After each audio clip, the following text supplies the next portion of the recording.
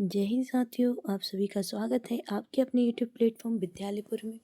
मैं आपकी दोस्त भावना शर्मा आज आपके लिए लेकर आई हूँ पोषण एवं स्वास्थ्य में शिशु देखभाल से संबंधित क्वेश्चन आंसर। इसमें आपको गर्भावस्था से संबंधित क्वेश्चन आंसर देखने को मिलेंगे। एमसीक्यू फॉर्म में हम हमारे क्वेश्चन आंसर को सॉल्व करते हुए चलेंगे। साथ में मैं आपको हर क्वेश्चन की थ्योरी भी सॉल्व करवाती हुई चलूँगी, ताकि आपको अगर कोई डाउट हो क्वेश्चन से रिलेटेड तो हम उसे भी सॉल्व कर सकें। ये हमारी क्लास जो है वो महिला पर्यवेक्षक की जो अभी एग्ज़ाम आने वाली है 2025 में, उसके लिए ये क्लासेस चल रही हैं। आपकी सारे एमसीक्यूज़ क्वेश्चन चल रहे हैं।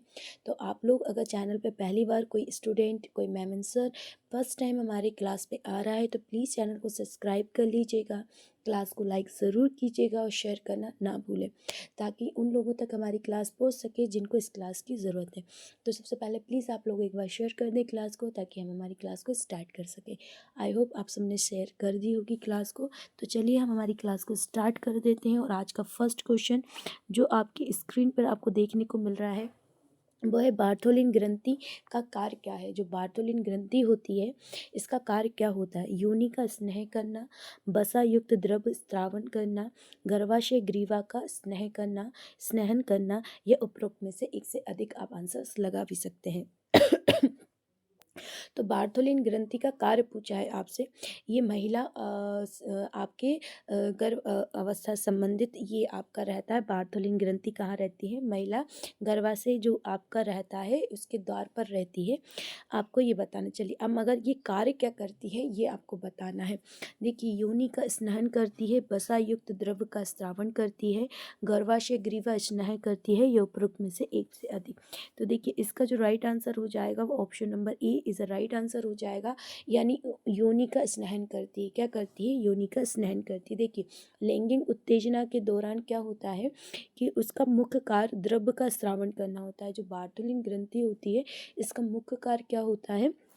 आपका द्रव्य का स्रावन करना होता है। जो लैंगिक उत्तेजना के दौरान योनि द्वार को स्नेहन प्रदान करती है। जो लैंगिक उत्तेजना होती है उसके दौरान क्या करती है?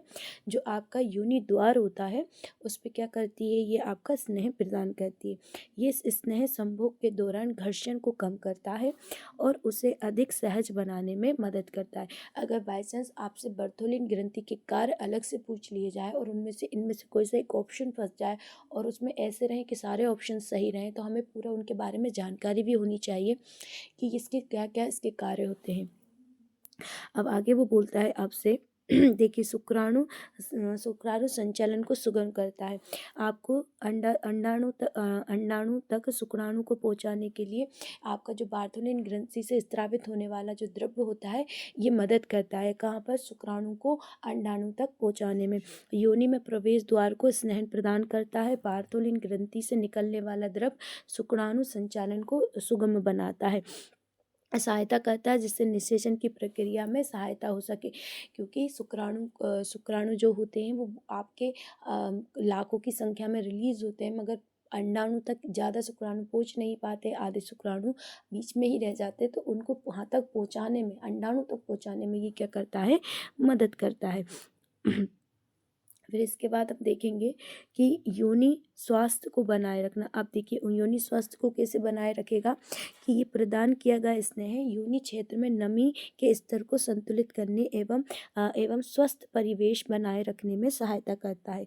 सूक्ष्मता और जलन की सहजता को रोकने के लिए ये आवश्यक होता है। आपकी कहाँ पे? जलन और सूक्ष्मता को रोकता है।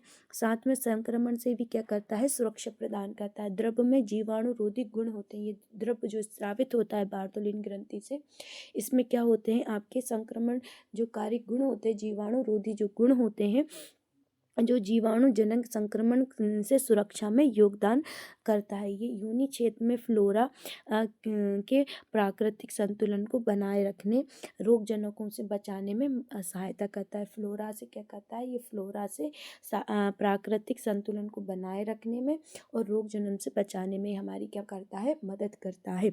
आई होप आपको पूरा बहुत अच्छे से समझ में भी आया होगा। अगर इससे रिलेटेड क्वेश्चन आए तो आप उसे बहुत अच्छे से सॉल्व कर सकते हैं। चलिए नेक्स्ट क्वेश्चन आपकी स्क्रीन पर है कि 35 वर्ष से अधिक आयु की महिला में गर्भाशय ग्रीवा के कैंसर के लिए पाप स्मीयर का उपयोग करके जांच एक विधि है। पाप स्मीयर एक क्या है? आपकी जांच करने की विधि होती है, ये आपका इनके द्वारा पाप स्मीयर द्वारा एक विधि दी गई थी। उसमें स्क्रीनिंग विधि बोला जाता है जिसे। इसमें पूछा गया है प्राथमिक रोकथाम, माध्यमिक रोकथाम, विशिष्ट रोकथाम या तृतीय रोकथाम। अब आपसे पूछा गया है कोई महिला 35 वर्ष की आयु पूर्ण कर चुकी है, अधिक है, और उसके है ना गर्भाशय ग्रीवा जो में कैंसर हो गया है, आप उसे बचाने के लिए जो पाप स्मीयर की जो जाँच होती है उनके द्वारा जो स्क्रीनिंग होती है वो किस अवस्था में की जाती है, प्राथमिक, माध्यमिक, विशिष्ट या तृतीय अवस्था में की जाती है, ये आपसे पूछा गया। अब आपको इसका आंसर लगाना है। देखिए सब लोग आंसर करते हुए चलेंगे और साथ में ही कमेंट बॉक्स में डालते हुए भी चलेंगे, और फिर आपको चेक भी करना है कि आपके आंसर सही है या गलत। देखिए गलत यहाँ पे हो सकते हैं, आप अपने एग्ज़ाम हॉल में गलती ना करें, और साथ में एक्सप्लेनेशन के साथ मैं पूरा आपको समझाते हुए चल रही हूँ, साथ में उसका थ्योरी भी लेकर आई हूँ, ताकि अगर आपको थोड़ा बहुत भी डाउट हो तो वो थ्योरी के साथ क्लियर होता हुआ चलेगा। तो इस क्वेश्चन का जो राइट आंसर हो जाएगा ऑप्शन नंबर बी हो जाएगा, यानी माध्यमिक रोकथाम के लिए जो पाप स्मीयर जो हैं उनके जो आपकी जांच होती है, स्क्रीनिंग जांच ये की जाती है। देखिए माध्यमिक रोकथाम के लक्षण दिखने से पहले रोग का शीघ्र पता लगाना और तुरंत उपचार करना शामिल है, और स्थिति अधिक गंभीर हो जाती है तो लक्ष्य रोग प्रगति को उसके शुरुआती चरणों में रोकना या धीमा करना है।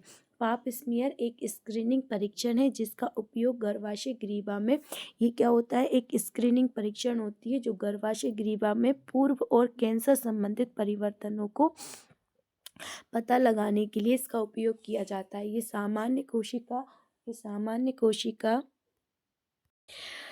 पहचान स्थिति के इलाज है ना, कोशिका में जल्दी से पहचान स्थिति में करने एवं उसकी निगरानी करने के लिए उचित हस्तक्षेप किया जाता है, जिससे आक्रामक गर्भाशय ग्रीवा कैंसर की प्रगति को रोका जाता है। इससे क्या होता है, गर्भाशय ग्रीवा में होने वाले जो कोई कैंसर है उसको रोक दिया जाता है। 35 वर्ष की अधिक आयु की महिलाओं के लिए पाप स्मीयर के साथ नियमित जांच माध्यमिक रोकथाम का एक प्रभावी तरीका है, क्योंकि ये प्रारंभिक पता लगाने और उपचार की सुविधा प्रदान करता है। कौन, आपका पाप स्मीयर का। चलिए नेक्स्ट देखते हैं। अब आपका क्वेश्चन नंबर 3 आपकी स्क्रीन पर आ गया है। चलिए अब इसे सॉल्व करते हुए चलते हैं। क्वेश्चन नंबर 3 इसे देख लेते हैं हम लोग कि वह प्रक्रिया जिसके द्वारा एक परिपक्व ग्रेफियन पुट के विदारण के बाद अंडाशय में द्वितीय अंड बाहर निकल आता है, क्या कहलाता है। अगर आपकी कोई प्रक्रिया है जिसके परिपक्वन ग्रेफियन पुटक जो होती है कि विदारण यानी टूटने के बाद अंडा से एक द्वितीय अंडा से बाहर निकल आता है, उसे क्या कहते हैं, निषेचन कहते हैं, आपका अंतःरोहण कहते हैं, अंडोत्सर्ग कहते हैं, या उपरोक्त में से एक से अधिक। अब आपको इसका आंसर देना है। देखिए इसका जो राइट आंसर हो जाएगा वो हो जाएगा ऑप्शन नंबर सी, अंडोत्सर्ग। क्या कहलाता है, अंडोत्सर्ग कहलाता है। जब आपकी एक अंड जो है, क्योंकि आपकी दो फैलोपियन ट्यूब होती हैं, जिनमें से एक अंडा उत्सर्ग और उसका फूट जाता है, तो आपके इसके बाद दूसरा अंडा उत्सर्ग होता है। मतलब हर महीने एक, इस फैलोपियन ट्यूब से अगर इस महीने अंडा उत्सर्ग हो रहा है तो सेकेंड मंथ आपकी दूसरी फैलोपियन ट्यूब से अंडों का उत्सर्जन होता है। चलिए आगे देख लेते हैं हम लोग कि भ्रूण के अंडाशय आयोजित में मौजूद मादा युग्मक मृदक कोशिकाएं अर्धसूत्री विभाजन 1 के पूर्वावस्था 1 में प्रविष्ट होती है। क्या होता है, जब आपके अंडा निषेचित हो जाता है तो फिर वो अर्धसूत्री विभाजन उसमें होने लगता है, धीरे धीरे भ्रूण का निर्माण होने लगता है। मगर जो पूर्व अवस्था जो फर्स्ट होती है वो प्रविष्ट हो जाती है, और इस अवस्था के अवरुद्ध हो जाती है, और प्राथमिक जो अंडन होता है वो बनने लगता है। फिर क्या होता है कि जो आपकी ग्रेनुलोसा कोशिकाओं की एक परत प्राथमिक अंडक पर होती है, मतलब आपकी जो अंडाशय होता है उसके ऊपर कौन सी आपकी होती है, ग्रेनुलोसा की कोशिकाएं होती हैं। इस पर प्राथमिक पुटक कहा जाता है। इसे क्या कहा जाता है, प्राथमिक पुटक कहा जाता है।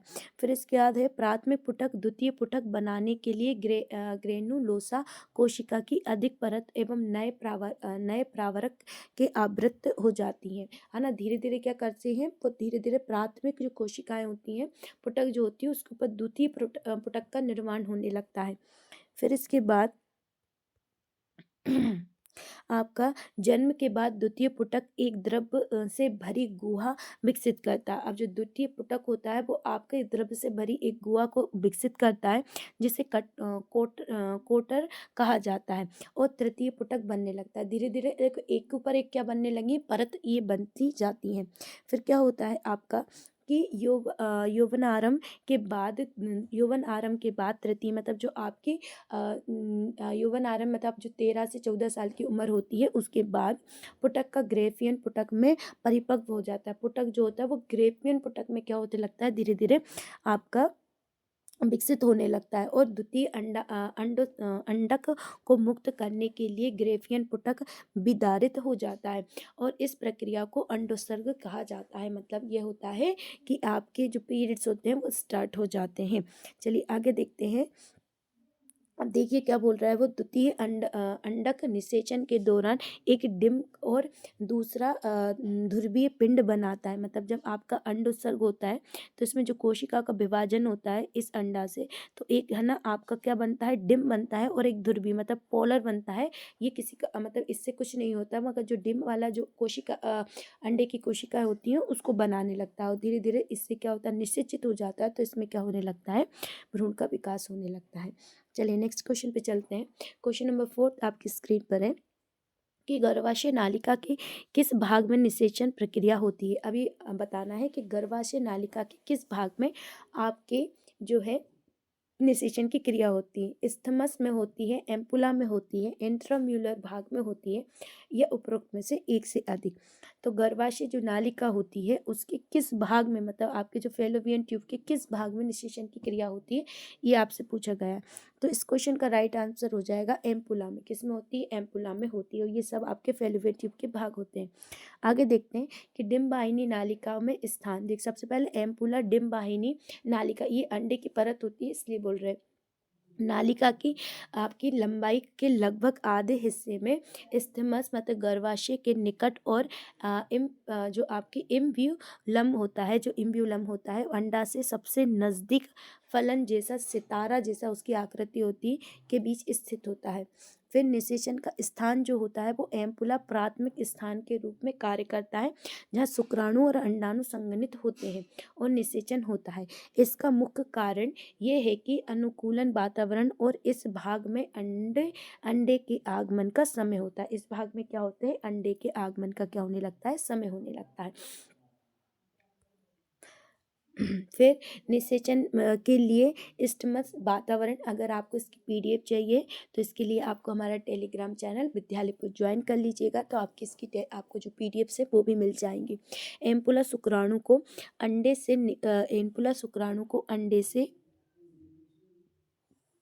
से निकलने, प्रवेश करने और निषेचित करने के लिए अनुकूलन वातावरण प्रदान करता है।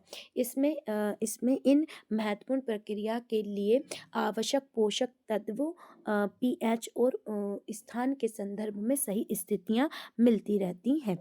आपको आई होप ये समझ में आ रहा होगा। अब देख लेते हैं हम लोग क्वेश्चन नंबर 5 देखते हैं कि आपका अस्थानिक गर्भाशय का सामान्य स्थान क्या है। अस्थानिक जो गर्भाशय है उसका सामान्य स्थान क्या होता है, ट्यूब, एम्पुला या ट्यूबल, इस्थमस, अंडाशय या उपरोक्त में से एक से अधिक। चलिए इसका जल्दी से आंसर दीजिएगा कि आप आंसर क्या, अब जल्दी से इसका आंसर दे दीजिएगा। देखिए इस क्वेश्चन का जो राइट आंसर हो जाएगा ऑप्शन नंबर ए हो जाएगा।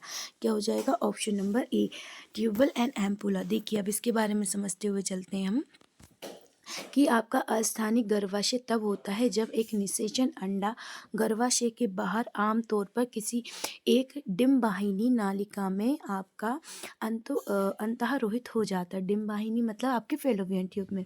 डिम्बाहिनी नालिका अंडाशय गर्भ से जोड़ने वाली नालिका होती है। डिम्बाहिनी क्या होती है, आपकी अंडाशय से जोड़ने वाली क्या होती है, नालिका होती है। यदि कोई अंडा उसमें फंस जाता है तो वह बच्चे के रूप में विकसित विकसित नहीं होता है और यही आपका गर्भावस्था नहीं रहती है, आपकी गर्भावस्था बनी रहती है, तो आपका स्वास्थ्य खतरे में पड़ जाता है, आपका स्वास्थ्य क्या हो जाता है, खतरे में पड़ जाता है, क्योंकि फैलोपियन ट्यूब में आपका निषेचन होता है जाके, अगर आपका अंडा वहीं विकसित होने लगता है, गर्भाशय में आके नहीं जाता है, तो आपका क्या तबीयत खराब होने लगेगी आपकी, और साथ में ही जो माता है उसके लिए बहुत ज़्यादा खतरनाक रहता है। अधिकांश अस्थानिक गर्भाशय डिम्बाहिनी नालिका में होता है। इसमें असमान स्थान नालिका का एम्पुरिली मतलब तुमी का हिस्सा होता है, जहां 80% से अधिक अस्थानीय गर्भावस्था होती है अस्थानिक। चलिए अब क्वेश्चन नंबर 6 पे आते हैं कि आपका अवास्तविक प्रसव यानी जो फॉल्स लेबर के विपरीत एक नस वास्तविक यानी ट्रू लेबर की पहचान कैसे करेगी। प्रगामी साइबर डायमेंशन से क्लाइंट के चलने पर संकुचन बंद हो जाता है। संकुचन केवल एक तरफ होने की स्थिति में होता है। झिल्लियों में फटने के तुरंत बाद संकुचन हो जाता है। अब जल्दी से इसका आंसर लगाइए, सब लोगों को आंसर्स लगाने हैं, सब लोग लगाते हुए भी चलेंगे। चलिए इस क्वेश्चन का जो राइट आंसर हो जाएगा वो अप्रागामी जो सर्वाइकल डायमेंशन होता है, इससे ट्रू लेबर की पहचान की जाती है। आगे देखते हैं क्वेश्चन नंबर 7 आपकी स्क्रीन पर, इसका आंसर दीजिएगा कि गर्भावस्था में भ्रूण शब्द का प्रयोग कब किया जाता है। गर्भावस्था में जो भ्रूण शब्द है उसका प्रयोग कब किया जाता है। 0 से 7 सप्ताह, 0 से 4 सप्ताह, 2 से 8 सप्ताह या आपके 9 सप्ताह के बाद। अब जल्दी से इसका आंसर दीजिएगा, क्या आप आंसर देने लगेंगे। देखिए इस क्वेश्चन का जो राइट आंसर हो जाएगा वो डी। जब आपका बच्चा 2 महीने के लास्ट और 3 महीने के स्टार्टिंग के बाद जो आपका भ्रूण होता है उसे क्या कहने लगते हैं, जो आपका गर्भाशय में जो भ्रूण होता है उसके लिए भ्रूण शब्द का प्रयोग किया जाता है। उससे पहले मतलब 2 महीने से 2 महीने तक उसके लिए भ्रूण शब्द का प्रयोग नहीं किया जाता है। देखिए भ्रूण मानक गर्भधारण में होने वाले शिशु को गर्भधारण के 9वें सप्ताह तक या आपके अंतिम मासिक धर्म जो आपका LMP के 11वें सप्ताह तक भ्रूण नहीं माना जाता। उसके 11वें सप्ताह तक क्या नहीं माना जाता है, भ्रूण नहीं माना जाता। 9वें सप्ताह मतलब हम बोल सकते हैं 3 महीने तक, 2 महीने तक तो आपको भ्रूण ही नहीं माना जाएगा, 2 महीने के बाद ही उसे भ्रूण माना जाएगा। चलिए नेक्स्ट क्वेश्चन पे आ जाते हैं। क्वेश्चन नंबर 8 आपकी स्क्रीन पर आ गया है कि गर्भाशय के दौरान लगभग कितने आयरन की आवश्यकता होती है। अब इसका आंसर देना है आप सभी को। 1200 मिलीग्राम, 1000 मिलीग्राम, 1500 मिलीग्राम या 1800 मिलीग्राम। चलिए इसका आंसर जल्दी से दे दीजिएगा कि आप इसका आंसर क्या लगाते हुए चलेंगे। सबको ही आंसर करना है, सब लोग आंसर करते हुए भी चलेंगे, फटाफट आंसर देते हुए चलेंगे। चलिए क्या आंसर है आपका, तो option number B right answer हो जाएगा। 1000 मिलीग्राम आपको क्या ज़रूरत पड़ती है, आपको आयरन की ज़रूरत पड़ती है गर्भाशय के दौरान, क्योंकि शिशु को भी आपके ही जरिए आयरन मिलता है। शिशु को कहाँ से आयरन मिलेगा, माता जिस चीज़ को ग्रहण करेगी उसी के बाद शिशु को प्राप्त होगा। हम देखिए ज़रा, गर्भावस्था उस अवधि का वर्णन करने के लिए इस्तेमाल किए जाने वाला शब्द है जिसमें एक महिला के गर्भ तथा गर्भाशय के अंदर भ्रूण विकसित हो जाता है। गर्भावस्था किसे कहेंगे, जब आपके गर्भाशय में शिशु जो भ्रूण है वो धीरे धीरे विकसित होने लगा, मतलब आप प्रेग्नेंट हैं, आप गर्भावस्था में है। फिर इसके बाद गर्भावस्था में आमतौर लगभग 40 सप्ताह से 9 महीने तक का टाइम लगता है। मतलब एक गर्भ को विकसित होने में, मतलब बच्चे को विकसित होने में आपको 40 सप्ताह लगेंगे या आपका 9 महीने लगेगा, या आपको कितना महीने लगेगा, 9 महीने इसमें लगता है।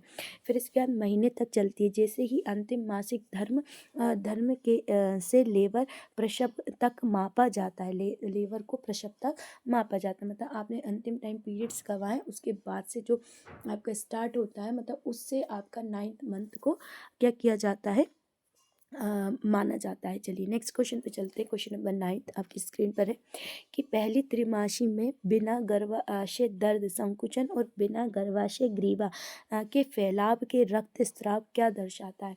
ये अगर आपके फर्स्ट 3 मंथ आप प्रेग्नेंट हैं और उसके बाद 3 मंथ तक बिना दर्द संकुचन किसी कारण से आपके मगर रक्तस्राव हो रहा है तो उसे क्या कहेंगे। अपरिहार्य गर्भपात कहेंगे, संभावित गर्भपात कहेंगे या लीन पर गर्भपात गर्भपात कहेंगे या पूर्ण गर्भपात कहेंगे। क्या बोला है उसने कि स्टार्टिंग के 3 मंथ में आपको बिना दर्द हो रहा है, कोई दर्द नहीं हुआ, बिना गर्भाशय ग्रीवा के फैलाव, मतलब धीरे धीरे फैल नहीं रही है, मगर बिना फैलाव के ही वो क्या हो रहा है, उसमें से रक्त स्राव हो रहा है, तो उसे क्या कहेंगे?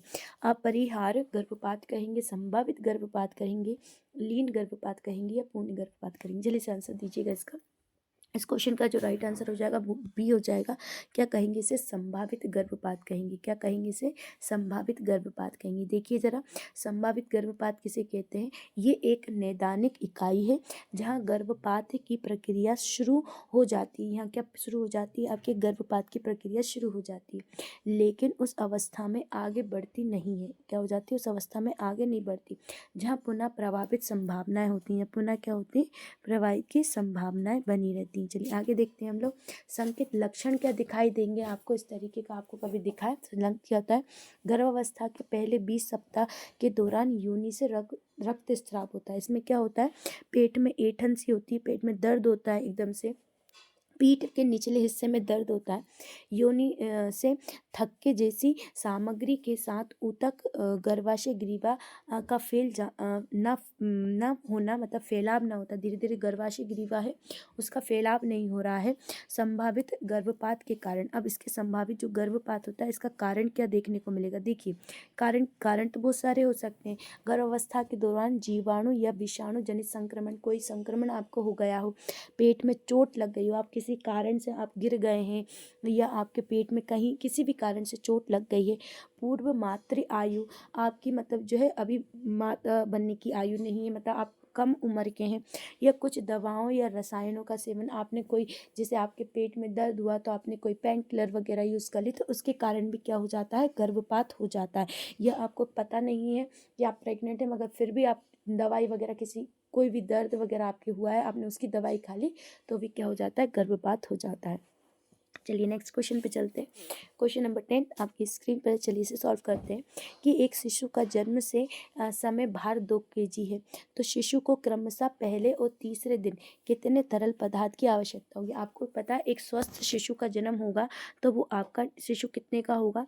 वो आपका शिशु 2.5 किलो से लेके 3.5 किलो तक का जो बच्चा रहेगा वो आपका स्वस्थ बच्चा रहेगा। मगर आपका बच्चा कितने हुआ है? 2 किलो का बच्चा हुआ है, तो इसे कितना रहेगा? 40 ml kg दिन से 50 ml kg दिन चाहिए होता है, 60 से लेके 100 ml kg दिन चाहिए होता है, 50 से लेके 70 चाहिए होता है, 80 से लेके 120 चाहिए होता है। अब इसका आपको आंसर देना है। क्या बोला? 2 किलो का बच्चा है और उसे क्रमशः कितने तरल पदार्थ की आवश्यकता है, ये आपसे क्वेश्चन पूछ रहा है। अब आप इसका आंसर दीजिएगा। तो इस क्वेश्चन का जो राइट आंसर हो जाएगा वो हो जाएगा ऑप्शन नंबर बी। क्या हो जाएगा? ऑप्शन नंबर बी इसका क्या हो जाएगा? राइट आंसर हो जाएगा। मतलब एक शिशु के, जो आपका कितना वर्ष का है शिशु, जो आपका 2 किलोग्राम का बच्चा है और उसे कितने तरल पदार्थ की आवश्यकता है, तो उसे 60 से लेकर 100 मिली किलोग्राम तरल पदार्थ की आवश्यकता होती है डेली।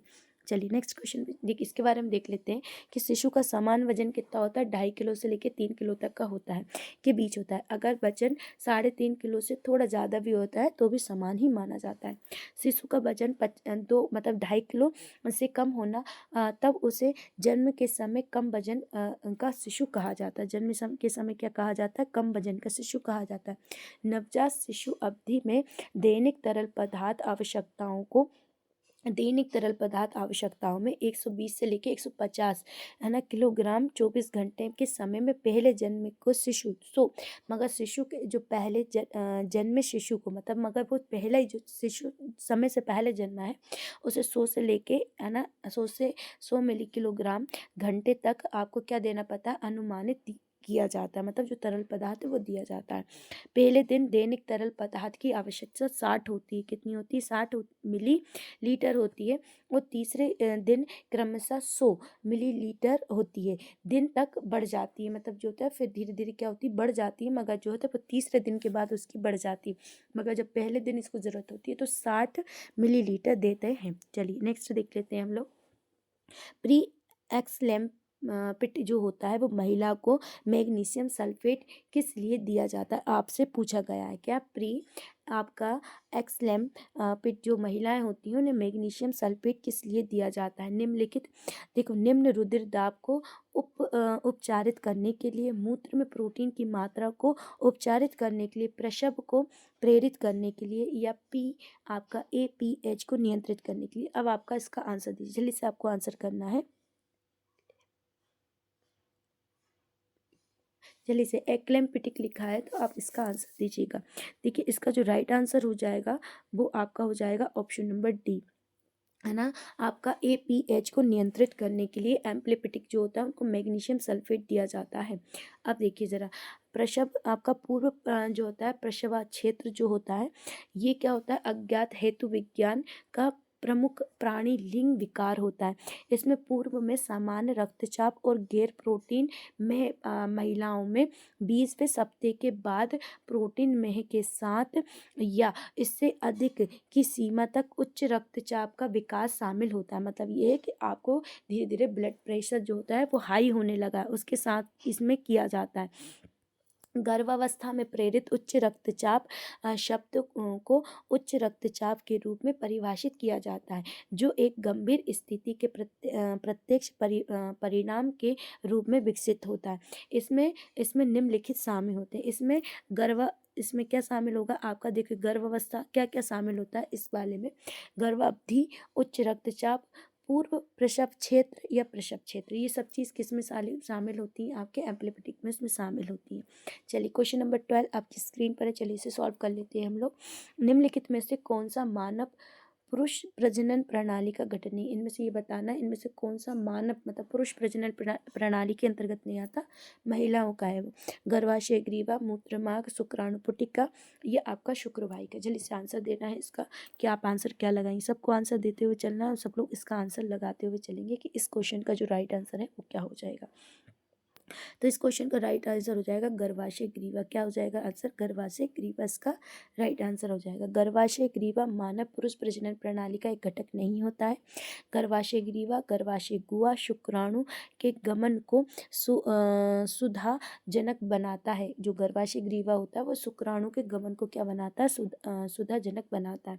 ये ग्रेव श्लेष्मा का उत्पादन करता है, जो मासिक धर्म चक्र के दौरान निरंतर परिवर्तित होता है। जो मासिक धर्म चक्र के दौरान क्या होता है, निरंतर क्या होता रहता है, परिवर्तित होता रहता है। चलिए नेक्स्ट क्वेश्चन आपकी स्क्रीन पर, कि गर्भकालीन आयु से छोटे और गर्भकालीन आयु से बड़ा शिशुओं में पॉलीसीथेमिया किस कारण हो जाता है। अब आपको जो बताना है पॉलीसीथेमिया किस कारण हो जाता है, हाइपो कैल्शियम के कारण, हाइपोग्लाइसीमिया के कारण, हाइपोक्सिया के कारण, या हाइपोपोर्थमिया के कारण। अब इसका आंसर दीजिएगा, फटाफट आपको आंसर देना है कि गर्भकालीन आयु से छोटे और गर्भकालीन आयु से बड़ा शिशुओं में पॉलीसिथेमिया किस कारण हो जाता है, ये आपको बताना है। देखिए, इस क्वेश्चन का जो राइट आंसर हो जाएगा वो हाइपोक्सिया हो जाएगा। क्या हो जाएगा, हाइपोक्सिया। ये क्या होता है, हाइपोसिथेमिया का मतलब है रक्त प्रवाह में लाल रक्त कोशिकाओं की संख्या में वृद्धि। जब पॉलीसिथेमिया हो जाता है उसका मतलब जो होता है कि रक्त जो आपका लाल रक्त कणिका है उनमें धीरे धीरे क्या हो रही है, वृद्धि होती जा रही है। SGA और LGA दोनों की शिशुओं में ऐसी स्थिति का जोखिम होता है जो हाइपोक्सिया मतलब कम ऑक्सीजन स्तर का कारण बनता है। आपके धीरे धीरे आपके शिशु में ऑक्सीजन का कारण क्या होने लगता है, धीरे धीरे कम होने लगता है। आपका जो SGA शिशु होते हैं मतलब इन शिशुओं में अक्सर आपको अंतर्गर्भाशयी विकास प्रतिबंधित का अनुभव होता है, जिससे क्रोनिया अंतर्गर्भाशयी जो हाइपोक्सिया हो जाता है। भ्रूण ऑक्सीजन ले जाने की क्षमता बढ़ाने के लिए लाल रक्त कोशिकाएं उत्पादन बढ़ता है और हाइपोक्सिया का जवाब देता है। देखिए, आपके शिशु में क्या हो गई, ऑक्सीजन की कमी हो गई, तो जो लाल रक्त कणिकाएं वो धीरे धीरे वृद्धि करती हैं ताकि शिशु तक क्या ले जा सके, वो आपकी ऑक्सीजन ज़्यादा मात्रा में ले जा सके। मगर जब फिर इस हालत में जब ऑक्सीजन कम मिल रही है और आपका जो लाल रक्त कणिकाएं वो धीरे धीरे बढ़ रही हैं, तो इसके कारण क्या हो जाता है, हाइपोक्सिया हो जाता है। मतलब धीरे धीरे लाल रक्त कणिकाएं में क्या हो जाती है, वृद्धि होने लगती है।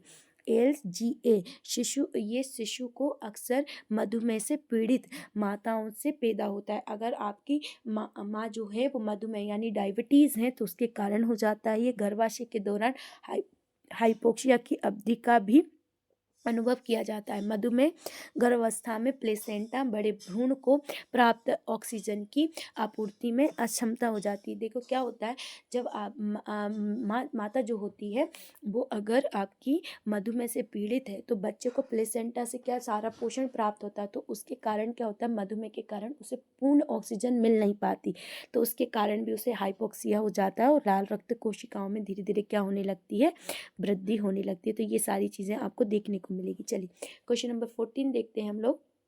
निम्नलिखित में से कौन सी मात्रा haemoglobin haemoglobinopathy non immuno hydrops fetalis का कारण बनती है? अब इसका आंसर देना है आपका। ए मतलब alpha thalassaemia minor, beta thalassaemia minor, beta thalassaemia major या अल्फा थैलेमिया मेजर। अब इसका आंसर दीजिएगा। वो ये बोल रहा है कि मातृ हीमोग्लोबिनोपैथी नॉन इम्यूनो हाइड्रोप्स फैटलिस जो होता है वो किस कारण होता है? अब इसका जो राइट आंसर हो जाएगा, इसका राइट आंसर हो जाएगा आपका अल्फा थैलेमिया मेजर के कारण आपको ये विकार देखने को मिलता है। इसमें क्या होता है, हाइड्रोप्स फैटलिस का गंभीर स्थिति है। ये ऐसी स्थिति तक होती है जब भ्रूण नवजात शिशु के शरीर में 2 या 2 से अधिक भागों में असमान मात्रा में जो तरल पदार्थ है वो धीरे धीरे क्या हो जाता है, बट जाता है। 2 प्रकार के हाइड्रोप्स फैटलिस प्रतिरक्षा और अप्रतिरक्षा में देखने को मिलते हैं। सबसे पहले क्या होता है, इम्यूनो हाइड्रोप्स फैटलिस अक्सर आपको RH असमंजस के एक एवं गंभीर रूप से जटिलता के कारण देखने को मिलते हैं, जिसमें निवारण किया जा सकता है। ये एक ऐसी स्थिति है जिसमें आपका नेगेटिव रक्त प्रवाह वाली माता मतलब माँ का रक्त नेगेटिव हो और जो आपका बालक है उसका रक्त, शिशु है उसका रक्त पॉजिटिव हो। तो जो आपका प्रतिरक्षा बनाता है, जो प्लेसेंटा यानी जो अपरा से होकर निकलता है, किससे होकर निकलता है, अपरा से होकर निकलता है। नॉन इम्यूनो हाइड्रोप्स फैटलिस अधिक सामान्य ये है, हाइड्रोप्स 90% मामलों के लिए उत्तरदायी होता है। यह स्थिति तब होती है जब कोई बीमारी या चिकित्सा इससे तरल पदार्थ प्रबंधित करने की स्थिति आपके शरीर की क्षमता प्रभावित होती है, इसके शरीर की क्षमता प्रभावित होती है।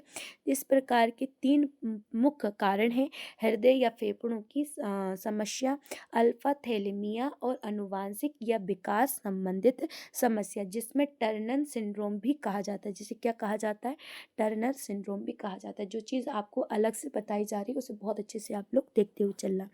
क्वेश्चन नंबर 15 देखते हैं हम लोग कि एमनियोटिक द्रव का सुनहरा रंग किस स्थिति में देखने को मिलता है? एमनियोटिक का भ्रूण संकट, परिपक्वता के कारण, RH असंगति के कारण या IUD के कारण। अब जल्दी से इसका आंसर दीजिएगा।